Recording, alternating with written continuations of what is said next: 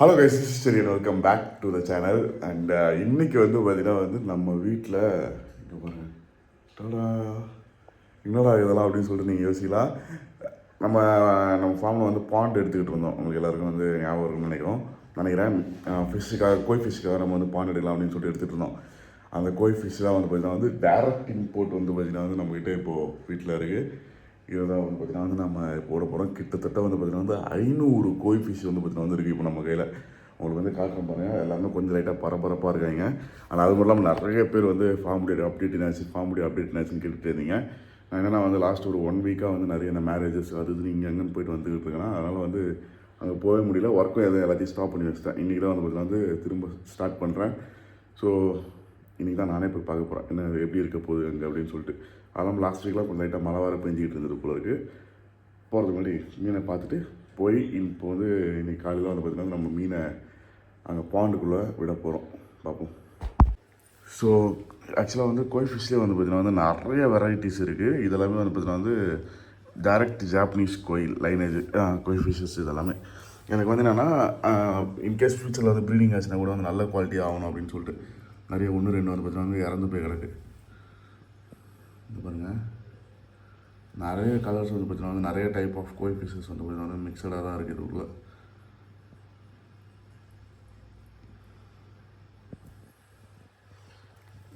இதுலேயும் வந்து பார்த்திங்கன்னா ஒரு 2-3 இறந்து போயிருக்கு. பட் அது வந்து ரொம்பவே காமன், ஏன்னா வந்து டிரான்ஸ்போர்ட்டேஷன் அதெல்லாமே இருக்குல்ல. ஸோ அதனால் வந்து பார்த்திங்கன்னா வந்து ஒரு 2-3 இறக்கிறதுலாம் வந்து ரொம்ப சந்தோஷம் தான். இந்த பேக்லேயுமே பார்த்திங்கன்னா வந்து ஒரு கரெக்டாக இது ஒரு எக்ஸ்ட்ரா வந்து பார்த்திங்கன்னா வந்து இப்போ நான் ஒரு பேகுக்கு வந்து 100 பீசஸ் இருக்குது. 100 பீசஸில் எக்ஸ்ட்ரா 3 பீசஸ் போட்டிருந்தாங்க. இதில் ஒருத்தர் நல்லா பெருசாக இருக்க பாருங்க. ஆக்சுவலாக இதில் மட்டன் கூட இருக்குது. ஸோ 103 பீஸுன்ற மாதிரி போட்டிருந்தாங்க.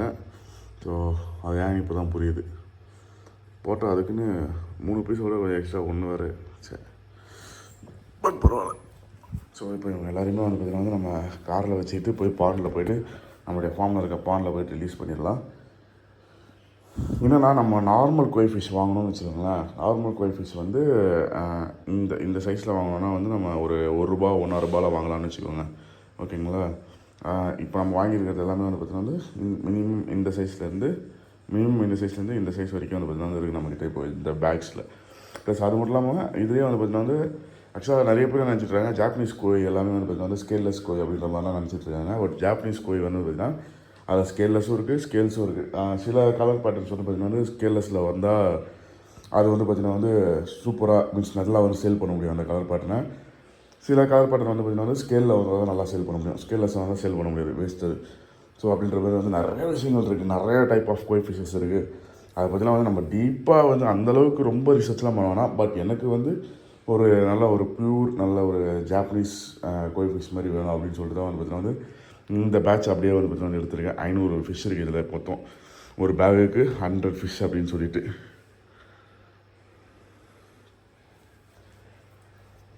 ஹோப்ஃபுல்லி வந்து பார்த்திங்கன்னா இன்னும் ஒரு 1 ஹவர் மட்டும் வந்து தாக்கு பிடிச்சிட்டாங்கன்னா போதும். இப்போ இவங்க எல்லாருமே வந்து பார்த்திங்கன்னா வந்து கீழே ஷிஃப்ட் பண்ணணும்.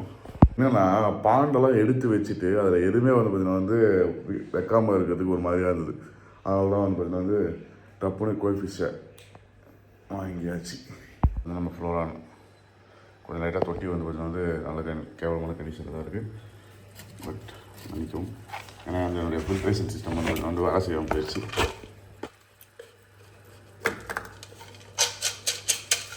ஐயோ, இவ்வளோ நிறைய போட்டுட்டேன். சாப்பிடு.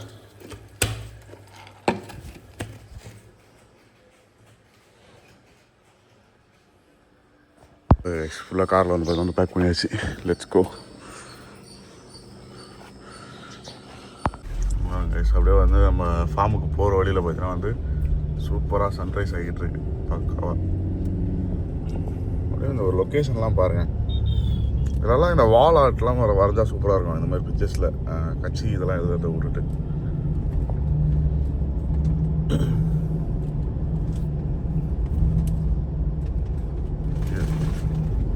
பின்னாடி மீன்லாம் வந்து இப்படியும் அப்படியும் ஓடிட்டுருக்காங்க. இது வந்து பார்த்திங்கன்னா வந்து மதுபான ஃபேக்ட்ரி. மதுபானம்னா pier factory.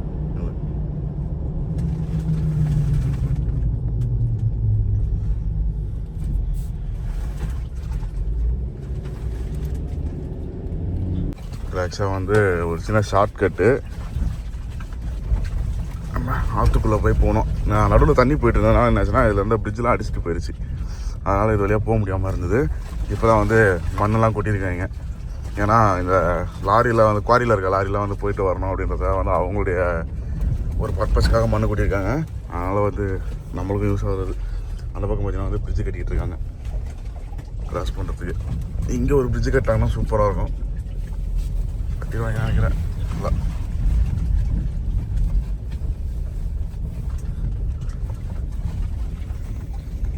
இந்த ஆற்றுல தான் வந்து நம்ம அடிக்கடிக்கு ஓட்டுவோம் ஆஃப் ரோடு. பாருங்க எப்படி இருக்குன்னு. நான் ஒரு வாட்டி வரும்போது வந்து பார்த்தீங்கன்னா வந்து இந்த மரத்தை பார்க்கும்போது அப்பான்னு இருக்கும். அதுவும் அந்த சைட்லேருந்து பார்க்கும்போது தான் வந்து பார்த்தீங்கன்னா வந்து இன்னும் பியூட்டிஃபுல்லாக இருக்கும். எனக்கு அப்படிக்கா போய்ட்டு உங்களுக்கு காமிக்கிறேன். ஃபுல்லாக விவசாய நிலம் தான்.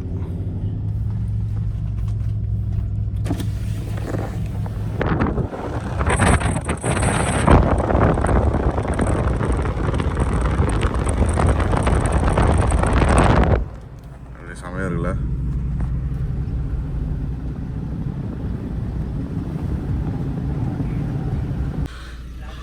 ஃபார்ம் பண்ணிட்டோம். ஓகே மக்களே, ஃபார்முக்கு வந்து சேர்ந்தாச்சு. அண்டு இதுதான் வந்து நம்மளுடைய பாண்டு. நான் பொறுப்பில்லப்பா இதுக்கு. பாருங்க தண்ணி கலரை பாருங்க, அப்படியே பால் கலரில் செமையாக இருக்குது. இன்னொன்றுனா இப்போ வந்து நம்மளால் அப்படியே விட்டுற முடியாது மீனுங்களை.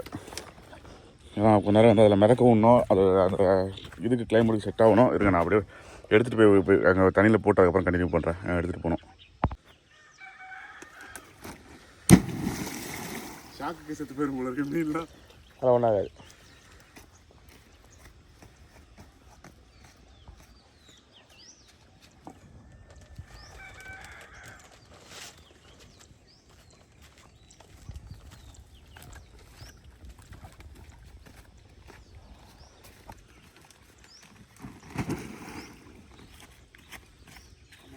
என்னென்னா மீனுங்க வந்து தண்ணியுடைய வெதர் இருக்குது பார்த்தீங்களா, அந்த வெதருக்கு அடாப்ட் ஆகணும்.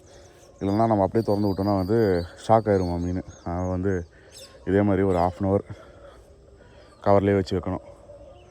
அது ஒன்ஸ் அடாப்ட் ஆனதுக்கப்புறமா நம்ம வந்து ஓப்பன் பண்ணி விட்டுக்கலாம். ஆக்சுவலாக நிறைய டெட் பீஸ் கிடக்குது உள்ள. அது எதுவும் பண்ண முடியாது இந்த சைஸில். எப்படி இருந்தாலும் எனக்கு தெரிஞ்சு வந்து ஒரு 20-30 காலியாக இருக்குன்னு நினைக்கிறேன் மொத்தமாக. இல்லை அது மேலேயே காலியாக இருக்கும். தண்ணியோட கலர் தான் கைஸ் அல்டிமேட்டாக இருக்குது. அப்படியே பால் கலரில் செமையாக. இதெல்லாம் வந்து ஓட்ட போட்டு வச்சுருக்கேன். ஏன்னா வந்து அந்த பேலன்ஸ் இருக்க மரக்கன்லாம் வைக்கணும். ஸோ இந்த இடத்துல இங்கே வந்து மாங்கன் வாங்கின்னு வரணும் நான் போய்ட்டு. இதுக்கு மட்டும் வந்து பார்த்திங்கன்னா வந்து ஃபுல்லாக தென்னந்தோப்பு மாதிரி எடுப்போது ஃப்ரண்டேஜில். அண்ட் இந்த இடத்துல என்ன பண்ண போகிறேன்னு பார்த்தீங்கன்னா இதெல்லாம் ஃபஸ்ட்டு ஓட்டி விட்டுட்டு அப்புறம் அதெல்லாம் ஒன்று பிளான் பண்ணணும் இந்த இடத்துல வைக்கிறதுக்கு. எல்லாத்துக்கும் இன்றைக்கி தண்ணி பாய்க்கணும் வேறு. ஈரம் இருக்குது போல இருக்குது ப்ரோவில். இந்த சைடெலாம் ரோடு தண்ணி, இந்த சைடு விடக்கூடாது தண்ணி. இந்த சைடு நல்லாவே ஈரம் இருக்குது. அந்த லைனுக்கு மட்டும் விட்டா போதும்னு நினைக்கிறேன். அந்த ஒரு லைனுக்கு அந்த சைடு ஈரம் இருக்கும். கண்ணுக்குட்டியை கடிச்சு 2 கண்ணி தென்னை கண்ணு. ஆமாம் கண்ணுக்குட்டி 3 ஒரு 4 கண்ணுக்குட்டியுடைய வேலை தான்.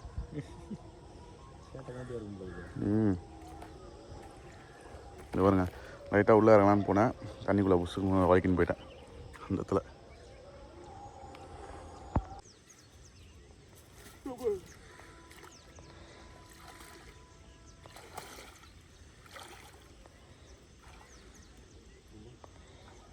ஓகே மக்களே, இப்போ வந்து மீனை வந்து உள்ளே விட போகிறோம். என்னன்னா வந்து அப்படியே டேரெக்டாக வந்து பார்த்தீங்கன்னா வந்து நம்ம மீனை உள்ளே விட்டுறக்கூடாது. ஸோ எப்படின்னா தண்ணியை வந்து அது இதோடைய பிஹெச் லெவல் வேறையாக இருக்கும். இது ஆல்ரெடி மீன் இருந்த பிஹெச் லெவல் வந்து பார்த்தீங்கன்னா வந்து வேறையாக இருக்கும். அப்படி இருக்கும்போது என்ன பண்ணணும்னா கொஞ்சம் கொஞ்சமாக வந்து ஒரு 3 வாட்டி வந்து பார்த்தீங்கன்னா இந்த தண்ணியை வந்து இன்ட்ரடியூஸ் பண்ணணும் மீனுக்கு. அதுக்கு வந்து அது வந்து ஃபெமிலியர் ஆகணும். அதுக்கப்புறம் ஒரு 10 செகண்ட் அப்படியே வச்சுருந்துட்டு அதுக்கப்புறமா உள்ள விடலாம். இது வரைக்கும் வந்து நம்ம கிளைமேட்டுக்கு அடாப்ட் பண்ணோம். இப்போ தண்ணியுடைய பிஹெச் லெவலுக்கு அடாப்ட் பண்ணி உள்ள விட போகிறோம். ஆனால் அது மட்டும் இல்லாமல் அங்கே கார்னரில் வந்து நான் ஏன் பண்ணல, உள்ளே இறங்கி வந்து ஏன் விட்றேன்னா அங்கே இருந்தாலும் வந்து தண்ணி வந்து பார்த்தீங்கன்னா வந்து மண்ணாயிரும். ஸோ மண் கலங்கள் தனியாக உள்ளே வரும். கொஞ்சம் நல்ல தனியாக வேணுன்றதுனால தான் நல்ல தனியாக வேணுன்றதுனால தான் உள்ளே வந்தேன். ப்ரோ இழுங்க, டைட்டாக இழுங்க. இங்கே இருங்க, இப்படி பிடிச்சி இழுங்க இழுங்க.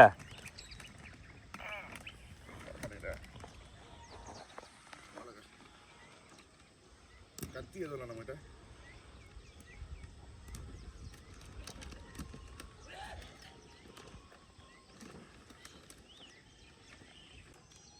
அதே மாதிரி உள்ளே விடும்போது வந்து இது மாதிரி மடிச்சுக்கோங்க. அப்போ தான் வந்து தண்ணியை கரெக்டாக நம்மளால் உள்ளே எடுக்க முடியும். மடிக்காம விட்டோம்னா எடுக்க முடியாது.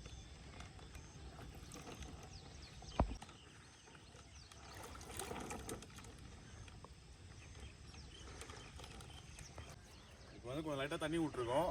நம்ம வந்து மீனுடைய கண்டிஷன் ஷாக் ஆகுதா, எதனா மல்லாக்கா படுக்குதான்னு பார்க்கணும். பட் இல்லை, எல்லாமே தெளிவாக தான் இருக்குது. இப்போ எப்படின்னா நான் வந்து ஆல்ரெடி டெட் பீஸ்லாம் இருக்குது பார்த்தீங்களா, அவங்களெல்லாம் தூக்கி வந்து அப்படியே மரத்துக்கு ஓரமாக போட்டு விட்ருவோம். 2 அந்த செம்ம கலர்லாம் இருக்கு ப்ரோ இது வேலையில். அப்படியே அவங்கள வந்து ரிலீஸ் பண்ணிடலாம்.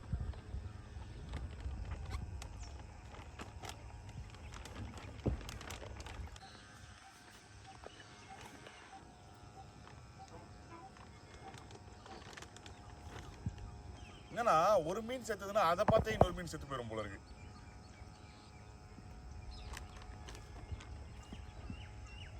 அஞ்சு டெட் பீஸ் போய் இந்த பேக்ல.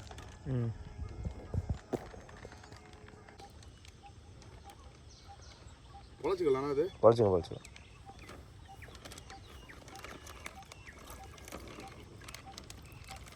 அப்பா இதுல ஒரு 10-15 இருக்கும் ப்ரோ பட்டர்ஃப்ளைஸ்.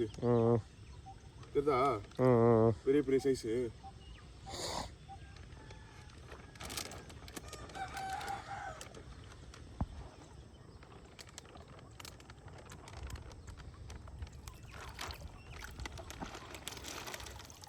என்ன பண்றது? டெட்டா தூக்கி போட்டுறேன்.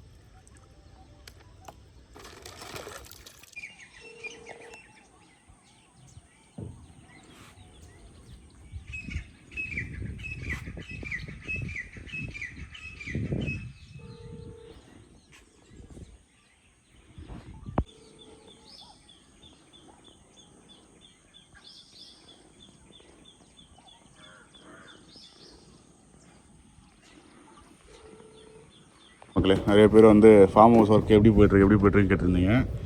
நம்ம சந்திரமுகி படத்தில் வர கோபால் மாதிரி நம்ம வெல்று தனியாக வேலை பார்த்துக்கிட்டு இருக்காப்புல.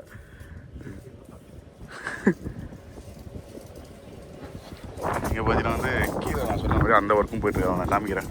அந்த பாருங்கள், இப்போ மரக்கன்று ஃபுல்லாக இங்கே தான் வந்து மரக்கன்று.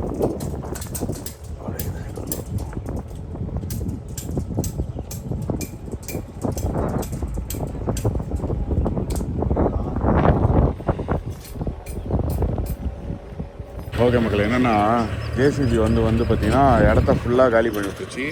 அங்கே மேடு பள்ளமாக அப்படியே ஜேசிபி ட்ராக்கு அது இதுன்னு சொல்லிட்டு கொஞ்சம் ஈரமாக இருக்கும்போது ஜேசிபி உள்ள வந்துச்சா. அதனால வந்து பார்த்தீங்கன்னா ஓட்டி சரி ஓகே ஒரு வாட்டி ஓட்டி விட்ருவோம், அடுத்த வாட்டி வந்து பார்த்துக்கலாம் அப்படின்னு சொல்லிட்டு கொஞ்சம் க்ளீனாக இருக்கும் இடம் பார்க்குறதுக்கு ஓட்டி விட்டோம்னா. ஸோ அதான் வந்து டிராக்டர் வச்சு ஜெரால்டுன்னு சொல்லிட்டு நம்ம தம்பி ஒருத்தன் ஓட்டிக்கிட்டு இருக்கான். சரசரன்னு அடிச்சுக்கிட்டு இருக்கான் போட்டு.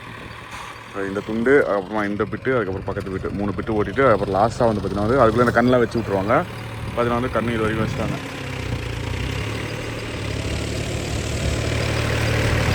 இதுக்குள்ளே நடுவில் அப்படியே ஓட்டி விட்ருவோம். ஒன்ஸ் இதெல்லாம் முடிச்சு லாஸ்ட்டாக பார்த்துக்கலாம். எல்லாத்தையும் எவ்வளோ வேலை பண்ண வேண்டியதாக இருக்குது பாருங்கள் ஒரு இடத்த மெயின்டைன் பண்ணுறதுக்கு நம்ம.